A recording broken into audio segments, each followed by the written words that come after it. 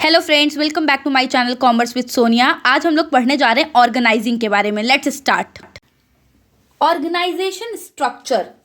Already हम लोगों ने जो है ऑर्गेनाइजिंग के बारे में प्रीवियस लास्ट वीडियो में अपने देखा था। अगर आपने नहीं देखा है तो प्लीज देख लीजिए।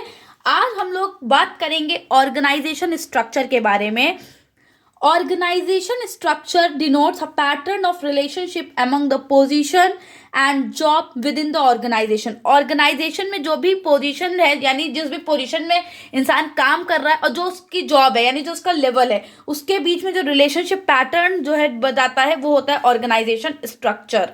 एक ऑर्गेनाइजेशन में क्या होता है, लोग अलग अलग पोजीशंस पे काम कर रहे होते हैं और उनका अलग अलग वर्क होता है करने का, तो उनके बीच में जो रिलेशनशिप बता रहा है वही होता है organisation structure. It refers to the framework within which managerial and operating tasks are performed. ये वो फ्रेमवर्क है जिसमें कि मैनेजीरियल यानी जो भी top level, middle level, lower level है, और ऑपरेटिंग टास्क जो भी उन्हें काम करना है उसके बीच का जो है रिलेशन बता रहा है वो होता है आपका organisation structure. It specifies the relation between people, work and resources. People, work और रिसोर्सेज जो कि हमारे पास अवेलेबल है, कौन से लोग हैं, उन्हें क्या काम करना है और क्या रिसोर्सेज अवेलेबल हैं, इनके बीच में जो रिलेशनशिप को स्पेसिफिक करता है यानी जो स्पेसिफाई करता है उन रिलेशनशिप्स को, उन्हें हम कहते हैं organisation structure. A good organization structure should be dynamic. हमेशा हमें ये ध्यान रखना चाहिए कि जो ऑर्गेनाइजेशन स्ट्रक्चर है वो हमेशा डायनेमिक होना चाहिए, क्योंकि हम जिस भी इन्वायरमेंट में हमारा बिजनेस वर्क कर रहा है वो डायनेमिक नेचर का यानी वो बदलते रहता है। तो हमें ऑर्गेनाइजेशन स्ट्रक्चर भी ऐसा बनाना चाहिए कि जैसी सिचुएशन हो उसके अकॉर्डिंग वो चेंज होता रहे, so that it can change and adjust as per situation and business environment. जैसा भी सिचुएशन हो या जैसा भी हमारा बिजनेस इन्वायरमेंट हो उसमें वो उसके अकॉर्डिंग क्या होता रहे, अपने आप को एडजस्ट करता रहे। The need for creating an organization structure arises when the business grows beyond a certain minimum limit. ऐसा नहीं है कि एक सोल प्रोप्राइटरशिप का बिजनेस है या कोई छोटा बिजनेस है उसमें भी हमें ऑर्गेनाइजेशन स्ट्रक्चर की जरूरत है। नहीं, हमें ऑर्गेनाइजेशन स्ट्रक्चर बनाने की यानी एक अच्छा ऑर्गेनाइजेशन में स्ट्रक्चर की जरूरत इसलिए पड़ती है जब हमारा जो बिजनेस है वो एक सर्टेन लिमिट, एक मतलब एक्सपैंड होने लगता है, बढ़ने लगता है, एक लिमिट से ज्यादा हो जाता है, तब हमें जरूरत पड़ती है कि हम ऑर्गेनाइजेशन स्ट्रक्चर बनाएं। क्योंकि बहुत अलग अलग सी प्रोडक्ट लाइंस आ जाती हैं, प्रोडक्ट में भी बहुत सारे स्पेसिफिकेशंस हो जाते हैं, अलग अलग डिपार्टमेंट्स हो जाते हैं, तो उनको ऑर्गेनाइज करने में, उनको कोऑर्डिनेट करने में जो प्रॉब्लम्स आने लगती हैं उसके लिए, उस बढ़ते हुए ऑर्गेनाइजेशन के लिए हमें ऑर्गेनाइजेशन स्ट्रक्चर की नीड पड़ती है। वही बात यहाँ लिखी है, when the organisation grows it become difficult to coordinate the functions and activities of different member.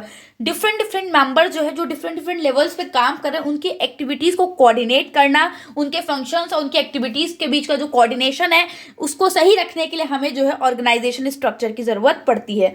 A proper organization structure ensure a smooth flow of communication and better control over the operations of the business enterprise. Proper business organisation हमेशा ये चीज ensure करता है कि organisation में smooth flow हो, यानी organisation जो है स्मूथली चलता रहे।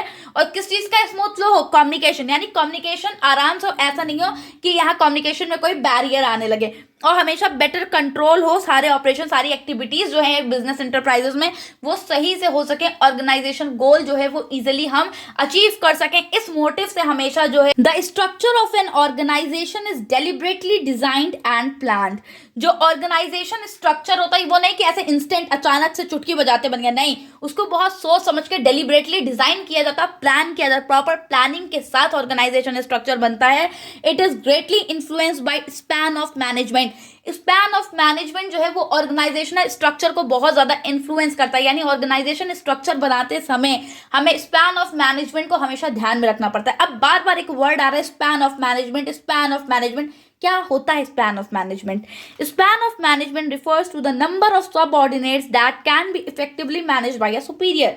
एक सुपीरियर इफेक्टिवली कितने जो है नंबर ऑफ सबऑर्डिनेट्स को मैनेज कर सकता है, एक सुपीरियर कितने इफेक्टिवली नंबर ऑफ सबऑर्डिनेट्स को मैनेज कर सकता है एक बार में, उसी को कहते हैं स्पैन ऑफ मैनेजमेंट। और हमेशा इस चीज को ध्यान में रखते हुए ऑर्गेनाइजेशन स्ट्रक्चर बनाना चाहिए, ना कि अब एक कोई मैनेजर है वो सिर्फ 7 लोगों को एक बार में डील कर सकता है, लेकिन हमने उसको क्या किया, उसको 15 लोग दे दिए कि आपके अंडर 15 वर्क करेंगे, वो कभी भी उन्हें नहीं डील कर पाएगा। या फिर किसी के पास जो इतनी कैपेसिटी है कि वो एक बार में 10 लोगों को अच्छे से मैनेज कर सकता है, हमने उन्हें सिर्फ 2 लोग दे रखे हैं कि आप सिर्फ 2 को मैनेज करिए, वहां पर उनकी एफिशिएंसी कम हुई जा रही है। तो हमेशा ऑर्गेनाइज ऑर्गेनाइजेशन स्ट्रक्चर जो है हमें स्पैन ऑफ मैनेजमेंट के अकॉर्डिंग उसको सोच के उसको दिमाग में रखते हुए बनाना चाहिए।